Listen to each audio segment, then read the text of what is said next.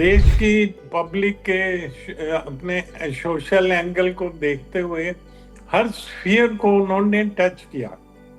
जबकि कोई popular scheme या वो नहीं दी कि इनकम टैक्स कम कर दिया जी, हमने ये फ्री दे दिया, वो दे दिया। तो पहले पॉलिटिकली इस टाइप के काम किए जाते थे जनता को भ्रमित करने के लिए। तो इस तरह से गवर्नमेंट ने कोशिश की है कि एमएसएमई अपने घुटनों पे खड़े हो सकें और world class quality, world class infrastructure इनको मिले और वर्ल्ड क्लास ये टेक्नोलॉजी में इन्वॉल्व हों और इनके ऊपर जो स्ट्रेस पड़ जाता है कर्जे का और का वो खत्म हो। उन्होंने जितने भी गवर्नमेंट ऑर्गेनाइजेशन हैं और पब्लिक सेक्टर पीएसयूज हैं उनके लिए मैंडेटरी कर दिया है कि वो ट्रेड्स के थ्रू एमएसएमई से बाइंग करें। ट्रेड्स में क्या है कि once you sell to government और पीएसयूज, अभी कॉर्पोरेट्स के लिए भी उन्होंने किया है।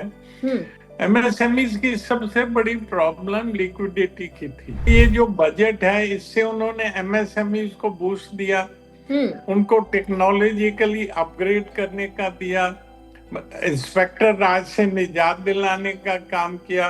उनके पैसे की समस्या, उनकी अगर लिक्विडिटी ठीक हो जाए, उनकी टाइम से पेमेंट मिल जाए, उनको बैंकों के लोन की जरूरत नहीं है। वो अपने आप में इतने सक्षम हैं। उनकी समस्या तब आती है जब उनकी पेमेंटें अटकती हैं। नमस्कार, पंजाब केसरी दिल्ली देख रहे हैं आप और मैं हूं आपके साथ ऋषिभा। कल वित्त मंत्री निर्मला सीतारमण ने बजट 2026 पेश किया है। इस बजट में 6 बड़े फैक्टर्स पर ध्यान दिया गया है और इसी के साथ आपको यह भी बता दें, इस बजट के दौरान लगभग 1.5 घंटे वित्त मंत्री निर्मला सीतारमण ने अपनी स्पीच दी जिसमें इन 6 फैक्टर्स पर फोकस किया गया है। तो बजट को और ज्यादा आसानी से समझने के लिए आज हमारे साथ खास मेहमान मौजूद हैं। हमारे साथ मौजूद हैं founder chairman of MSME development forum Rajneesh Goenka. Sir, बहुत स्वागत है आपका पंजाब केसरी पर। Thank you, so sir, nice. कल हमारी जो वित्त मंत्री हैं देश की, उन्होंने केंद्रीय बजट पेश किया है और 1.5 घंटे की उनकी स्पीच रही जिसमें 6 बड़े फैक्टर्स पर फोकस किया गया। आप इस बजट को किस नजर से देख रहे हैं? किस तरीके से गोयनका सर इस बजट को देख रहे हैं? क्या कुछ जानकारी सर? देखिए, 2-3 एंगल होते बजट के। एक होता है पॉलिटिकल एंगल, एक होता है सोशल एंगल, तीसरा होता है फाइनेंशियल इकोनॉमिक एंगल।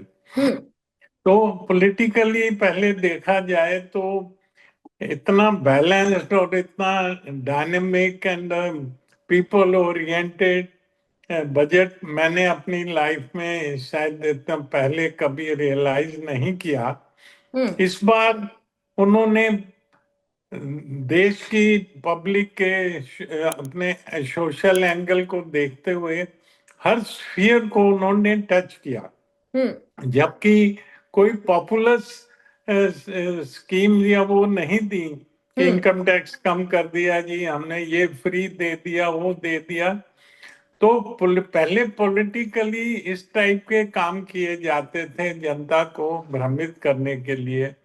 पर इस बार आप देखें, कोई भी इस प्रकार का कोई अनाउंसमेंट हमें देखने को नहीं मिली। ना तो कि इनकम टैक्स कम किया गया, ना कोई ऐसा कि ये चीज फ्री दे देंगे, वो कर देंगे। और गवर्नमेंट की एक बड़ी, मेरे को लॉन्ग टर्म इन्वेस्टमेंट जैसी होती है, लॉन्ग टर्म बेनिफिट्स को देखते हुए जितनी भी मैंने स्कीम्स देखी हैं, दे आर ऑल गिवन। जैसे आप समझे ना, आयुर्वेदिक दवाई देते हैं जिसका 1 महीने के बाद असर होता है। एक होती है आपने सैराडोन दी, शाम को ठीक हो जाए। इन्होंने उसके ऊपर काम नहीं किया। देश के इंफ्रास्ट्रक्चर को, देश की 2047 को मद्देनजर रखते हुए विकसित भारत बनाने की दिशा में ये बजट बहुत ही कारगर और सक्सेसफुल रहेगा, ऐसा मेरा मानना है। जी, वहीं मैन्युफैक्चरिंग और साथ ही साथ इंफ्रास्ट्रक्चर और एमएसएमई पर भी बहुत ज्यादा ध्यान दिया गया है। तो सर, उसके लिए क्या कुछ आपको लगता है, कैसे फायदेमंद रहेगा और कैसे देश के लिए, साथ ही साथ युवाओं के लिए एम्प्लॉयमेंट के नजरिए से कैसे कारगर रहेगा? देखिए, देश का जो ट्रेड इंडस्ट्री और व्यापार है 90% एमएसएमई सेक्टर में है। और एमएसएमई सेक्टर जैसे आपने कहा 80% एम्प्लॉयमेंट एमएसएमई देता है। और देश की जीडीपी में भी सबसे बड़ी कंट्रीब्यूशन एमएसएमई की है। 48% एक्सपोर्ट में कंट्रीब्यूशन एमएसएमई की है। तो एमएसएमई की पहले इतनी महत्व नहीं मिला, पर मैं देख रहा हूँ 2-3-4 साल में एमएसएमई का महत्व समझते हुए, इसकी इम्पोर्टेंस समझते हुए गवर्नमेंट का बहुत फोकस है। इस बजट की बात करें तो गवर्नमेंट ने 3 चीजों पे फोकस किया। उन्होंने 3 पिलर्स को टच किया: equity, liquidity and compliance. Government ने बहुत ही सधे हुए तरीके से, जैसे उन्होंने बैंकों से लोन के ऊपर नहीं स्ट्रेस किया कि एमएसएमई को लोन दे दें और लोन से, क्योंकि लोन में क्या है कि लोन आज बैंक से लिया, महीने के बाद उसका इंटरेस्ट का बजट आ जाता है, बिल आ जाता है। उन्होंने इक्विटी इन्फ्यूजन का एक सिस्टम बनाया ताकि गवर्नमेंट उसमें इक्विटी में पार्टनरशिप करे, ताकि प्रॉफिट होगा तो एमएसएमई को अपना उसका शेयर देना है उसका। बट बैंक की तरह लोन लेके काम नहीं करना। लोन से हमारे एमएसएमई बहुत मरते हैं। तो गवर्नमेंट ने अभी 10,000 करोड़ का एक फंड अनाउंस किया है, उसमें हाई पोटेंशियल एमएसएमई को ग्लोबली कॉम्पिटिटिव बनने का मौका मिलेगा, उनको उससे फंड मिलेगा। और दूसरा सेल्फ रिलायंट फंड एक उन्होंने 4,000 करोड़ का बनाया है, और उसमें इक्विटी इन्फ्यूजन की जाएगी। तो इस तरह से गवर्नमेंट ने कोशिश की है कि एमएसएमई अपने घुटनों पे खड़े हो सकें और world class quality, world class infrastructure इनको मिले, और वर्ल्ड क्लास ये टेक्नोलॉजी में इन्वॉल्व हों, और इनके ऊपर जो स्ट्रेस पड़ जाता है कर्जे का और का, वो खत्म हो। ये बहुत बड़ी इनकी एक थी। और लिक्विडिटी बढ़ाने के लिए उन्होंने जितने भी गवर्नमेंट ऑर्गेनाइजेशंस हैं और पब्लिक सेक्टर पीएसयूज हैं, उनके लिए मैंडेटरी कर दिया है कि वो ट्रेड्स के थ्रू एमएसएमई से बाइंग करें। ट्रेड्स में क्या है कि once you sell to government और पीएसयूज, अभी कॉर्पोरेट्स के लिए भी उन्होंने किया है। एमएसएमई की सबसे बड़ी प्रॉब्लम लिक्विडिटी की थी। उन्होंने ये करा है इस बजट में कि आप अपना परचेज, आपने माल सेल किया, वो इनवॉइस आप ट्रेड में डाल दो, तो आपको सबसे बेस्ट रेट पे उसकी डिस्काउंटिंग, बिल डिस्काउंटिंग हो जाएगी। With in few days you get the money. और पहले जैसे 45 दिन से 120 दिन तक पेमेंट में लगते थे, और एमएसएमई को फाइनेंशियल लिक्विडिटी क्रंच रहता था, तो गवर्नमेंट ने जेब से पैसे भी नहीं दिए और ऐसा इकोसिस्टम बना दिया कि सेल्फ रिलायंट, जो उनको फंडिंग करेगा उसको ब्याज मिलेगा, पर ब्याज भी जो है कॉम्पिटिटिव रेट में मिले। इसलिए ऑनलाइन आपको उसमें कोई कहीं कोई डॉक्यूमेंट नहीं देना, कोई गारंटी नहीं देनी, and you get the funding on your own money. तो ये बहुत बड़ा एक काम किया है उन्होंने। और इन्होंने एक और आपके इसमें इंफ्रास्ट्रक्चर में क्लस्टर डेवलपमेंट का बहुत बड़ा 10,000 करोड़ इन्होंने इन्फ्यूज किया है, जिसमें मेगा टेक्सटाइल पार्क्स जो हैं नेशनल फाइबर मिशन के अंडर वो बनाए जाएंगे, और उसमें आपको काफी इंफ्रास्ट्रक्चर मिलेगा, आपको वो दिक्कतें जो हैं वो दूर होंगी। दूसरा, गवर्नमेंट ने एक और स्कीम दी है बजट में कि 200 के लगभग जो क्लस्टर्स थे पुराने, जी। वो आउटडेटेड हो गए थे, वहाँ टेक्नोलॉजी की प्रॉब्लम थी और स्ट्रगल कर रहे थे, क्रेडिट का वहाँ स्ट्रेस था। तो इन्होंने 200 जो ये हैं इंडस्ट्रियल एरिया, उनकी डेवलपमेंट का एक फंड क्रिएट किया है हम्म। ताकि वहाँ के जो एमएसएमईज हैं, माइक्रो यूनिट्स हैं, वो ग्रो कर सकें और ग्लोबली कम्पिटिटिव बने और उनको टेक्नोलॉजी का वहाँ इन्फ्यूजन मिले। तो ये जो गवर्नमेंट की स्कीम बहुत ही बढ़िया है, हम्म। जिसमें इक्विटी, लिक्विडिटी और एक कंप्लायंस की बड़ी प्रॉब्लम आ रही थी, क्योंकि हम्म। ये छोटे छोटे एमएसएमईज हैं, कंप्लायंस नहीं कर पाते, जीएसटी को कैसे हैंडल करें, टैक्सेशन को कैसे हैंडल करें। तो जी। उसको ठीक करने के लिए गवर्नमेंट ने इस बार कॉर्पोरेट मित्र कैडर बनाने का एक स्कीम बनाई है।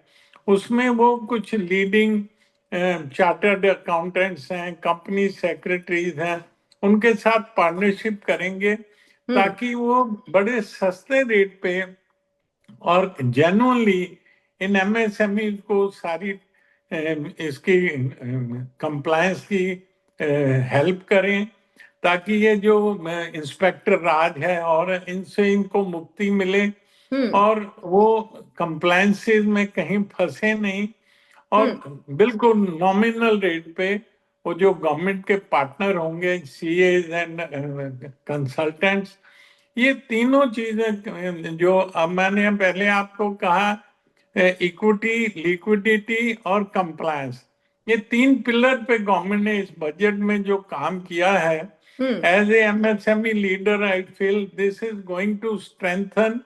इससे रोजगार भी बढ़ेगा, एमएसएमई के ऊपर जो स्ट्रेस है, क्योंकि मेरा मानना है कि जितने किसान आत्महत्या करते हैं उतने मेरे एमएसएमई भी आत्महत्या करते हैं, क्योंकि वो कहीं लोन में फंस जाते हैं, कहीं कहीं फंस जाते हैं। गवर्नमेंट ने उन समस्याओं को देखते हुए हम्म। इस बार ये जो काम किया है, हम्म। पैसे जेब से, ऐसे नहीं कि पैसे जेब से दे दिए हों, उन्होंने एक सिस्टम, इको सिस्टम बना दिया। हम्म। ये आपका पैसा है, आप देने वाले से लो, उससे अपना बिजनेस ग्रो करो और हम्म। पे बैक करो। और ये बहुत बड़ा और ग्लोबल, क्योंकि एक्सपोर्ट बढ़ानी बहुत जरूरी है जी। और एमएसएमई भी उसमें कर सकते हैं। हम्म। अभी जैसे ट्रम्प का एक जो टैरिफ बॉम्ब टेरिफ है, बॉम्ब, या राइट। ये इसको भी लड़ने के लिए एमएसएमई ही वो इकोनॉमिक आर्मी है हमारे देश की। हम्म। वो जब खड़े होंगे और जब ये ऑल्टरनेटिव बायर मिलेंगे और हम्म। सस्ता माल बनाएंगे जी। एमएसएमई, तो we will get the global market and ये ट्रम्प के तो वैसे ही पंचर करा देंगे हमारे एमएसएमई। तो कहीं ना कहीं ये कहा जा सकता है सर कि ट्रम्प टेररिज्म जो फैला रहा है एक तरीके से टेरिफ का, तो ट्रम्प जिस तरीके से टेररिज्म फैला रहे हैं उसका एक स्मार्ट मूव जो है वो हम लोगों ने उठाया है। सरकार की तरफ से एक स्मार्ट मूव चला है, टेरिफ के जो लगातार बढ़ाया जा रहा था इंडिया पर, वो एक जवाब जो है वो दिया जा रहा है इस बजट में। साथ ही साथ क्या ये भी कहा जा सकता है कि ये बजट जो है ये फ्यूचरिस्टिक बजट है, जैसे कि अभी वर्तमान की स्थितियों को, चुनौतियों को समझते हुए एक फ्यूचरिस्टिक बजट जो है वो पेश किया गया है वित्त मंत्री द्वारा। मैंने जैसे आपको बताया कि बजट में तीन चीजों को देखा, मद्देनजर रखा जाता है। हम्म।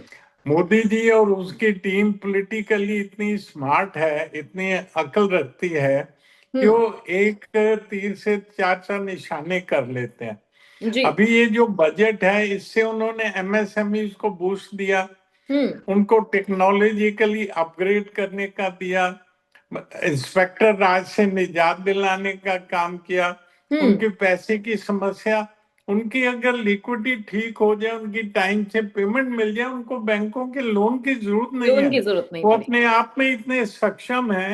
हम्म। उनकी समस्या तब आती है जब उनकी पेमेंटें अटकती हैं।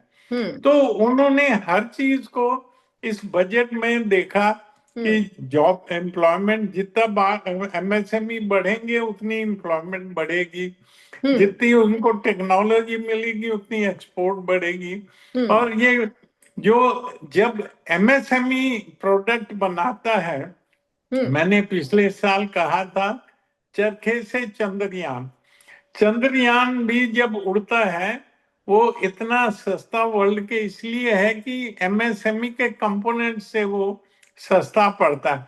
आज अमेरिका, फ्रांस, जर्मनी सारे हमारे अपने सैटेलाइट हमारे चंद्रयान में क्यों उड़ाते हैं? क्योंकि उनकी अपनी कॉस्ट से 6 गुना सस्ता पड़ता है हमारे यहाँ सैटेलाइट लॉन्च करना। और वो सस्ता इसलिए है कि वो एमएसएमई की कंपोनेंट्स और उसके कारण। तो ये ग्लोबल जो मैं रिपीट कर रहा हूं कि इतनी इंटेलिजेंटली ये बजट बनाया गया है कि उन्होंने ग्लोबल टैरिफ को भी हिट किया, उन्होंने फाइनेंस को हिट किया, उन्होंने टेक्नोलॉजी को हिट किया। और जो लोग लड़ाई लड़ सकते हैं एमएसएमई, उनको ऊपर उठने का मौका दिया। चैंपियन, वर्ल्ड चैंपियन बनाने के लिए उन्होंने वर्ड यूज किया है बजट में कि इनको ग्लोबल चैंपियन बनाना है। तो इस करके ये जो आपने क्वेश्चन किया कि अपना जो इनका ट्रम्प का जो ये इशू है, ये हमारे एमएसएमई ही कर सकते हैं। आज चाइना, क्यों चाइना बना? वो चाइना बना एमएसएमई के बेस पे। हमने देर से रियलाइज किया इनकी इम्पोर्टेंस, लेकिन देर आए दुरुस्त आए। हाँ बिल्कुल, ये आप देखिए कि आने वाले दिनों में एमएसएमई की इम्पोर्टेंस और उजागर होगी। और गवर्नमेंट जिस तरह से इनको ग्रेजुअली बूस्ट दे रही है, पहले तो कॉर्पोरेट ले जाते थे, सारा बजट उन्हीं के लिए बनता था और वो सारे गेन उनको मिलते थे। आज ये ड्यूटियां लगा दो, आज ये कर दो, उनका फायदा उसको हो गया। इस बार किसी कॉर्पोरेट का ध्यान मैन्युफैक्चरिंग का ध्यान किया गया, देश की को कहीं ना कहीं प्रोडक्टिविटी, जोर दिया गया है, आत्मनिर्भरता पर जोर दिया गया है। बिल्कुल आत्मनिर्भर तभी होंगे जब एमएसएमई आत्मनिर्भर कैसे होंगे? स्वदेशी जब होगी, make for India, made in India, made for world, तो वो चीजें बहुत, इस बार स्वदेशी पे भी बहुत स्ट्रेस किया गवर्नमेंट ने, क्योंकि स्वदेशी बहुत जरूरी है हमारे देश को ऊपर उठाने के लिए। जी, जाते जाते सर एक आखिरी सवाल और मैं आपसे लेना चाहूंगी कि जिस तरीके से बजट इंट्रोड्यूस हुआ कल, तो देश का एक बहुत बड़ा हिस्सा जो है वो उम्मीद लगाए बैठा था, वो है मिडिल क्लास। जी हाँ, मध्यम वर्ग जो है वो कहीं ना कहीं जब जब बजट पेश किया जाता है तो एक उम्मीद की नजरों से अपनी टीवी स्क्रीन के सामने बैठते हैं और वित्त मंत्री को ध्यान से सुनते हैं कि उनके लिए बजट में क्या कुछ खास आया है, उन्हें क्या रियायत दी गई है। तो इस बार ये जो मध्यम वर्ग है ये कहीं ना कहीं नाखुश नजर आया बजट से। तो क्या समझने में कहीं थोड़ी चूक हो रही है या कंफ्यूजन ये क्रिएट हो रहा है, या मिडिल क्लास के लिए कुछ बजट में इस बार रहा नहीं है? देखिए, मैं थोड़ा सा डिफरेंट, हालांकि मैं खुद भी एक तरह से मिडिल और अपर मिडिल क्लास हूँ। हम लोगों को ना 60-70 साल से आदत पड़ गई थी कि बजट में रियायतें क्या मिल रही हैं, इनकम टैक्स की स्लैब बढ़ जाए, हाँ जी, और कोई ब्याज हमें हमारे डिपॉजिट्स पे ज्यादा मिल जाए, और इस तरह के उसका बेनिफिट्स का हमें इंतजार रहता था। इस बार गवर्नमेंट ने, मोदी जी ने वो लॉलीपॉप देने के बजाय आपका 2047 का जो विजन है मिडिल क्लास, मैं मानता हूं कि सबसे ज्यादा फायदा इस बजट से मिडिल क्लास को होगा। जैसे वो होता है ना कि इनएपरेंट बेनिफिट्स, फ्रिंज बेनिफिट्स, वो मिलने वाले हैं मिडिल क्लास को। आज मेरे हिसाब से मिडिल क्लास आगे से मोदी जी के राज में काफी ऊपर उठ रहा है। और इस बजट से जो छोटी मिडिल क्लास कौन है? दो तरह के लोग हैं, या सैलरीड लोग हैं या सेल्फ एम्प्लॉयड हैं। सैलरीड आदमी को तो इनकम टैक्स का बेनिफिट, और उसके अलावा तो उनका कोई बेनिफिट ज्यादा, सबसे बड़ी चीज है सैलरीड क्लास हो या मिडिल क्लास, महंगाई दर नीचे आए।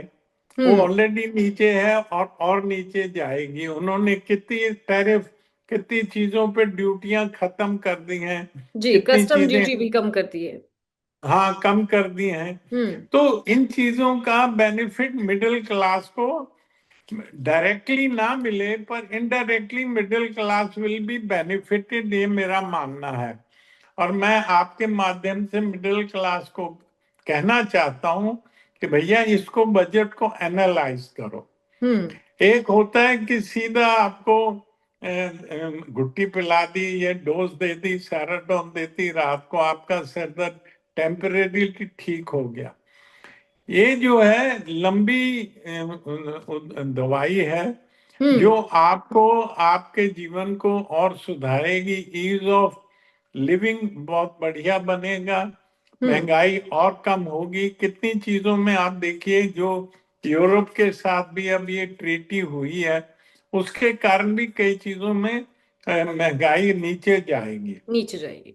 तो मिडिल क्लास को बजट के जो इनडायरेक्ट बेनिफिट्स हैं, उससे वेरी शॉर्टली भी और लॉन्ग टर्म में मिडिल, सबसे ज्यादा बेनिफिट तो मिडिल क्लास को होना है। कॉरपोरेट को, उनको तो बड़ी बड़ी ड्यूटियां और उससे फर्क पड़ता है, उनको नहीं फर्क पड़ता, हमें मिडिल क्लास को। और मैं, ये मिडिल क्लास का ही बजट है जी। जो दिखने में नजर नहीं आ रहा, पर ये जो आपको मिली है, मेडिसिन कह लीजिए कुछ भी, हम्म। इसका जो लॉन्ग टर्म बेनिफिट है आपकी हेल्थ के हम्म। लिए, ये हम्म। बहुत लॉन्ग टर्म मिलेगा। जी, तो वेरी कहीं ना कहीं आप ये कह रहे हैं बिग। कि मध्यम वर्ग के लिए इंस्टेंट रिलीफ नहीं है, लेकिन ये एक लॉन्ग टर्म रिलीफ जो है वो इस बजट में जो है वो लेकर आया गया है। जी सर, बहुत शुक्रिया सर आपका हमारे साथ जुड़ने के लिए और तमाम अहम जानकारी हमारे साथ साझा करने के लिए आपका बहुत बहुत शुक्रिया। बहुत बहुत धन्यवाद आपका। धन्यवाद sir. Thank you. Bye. Thank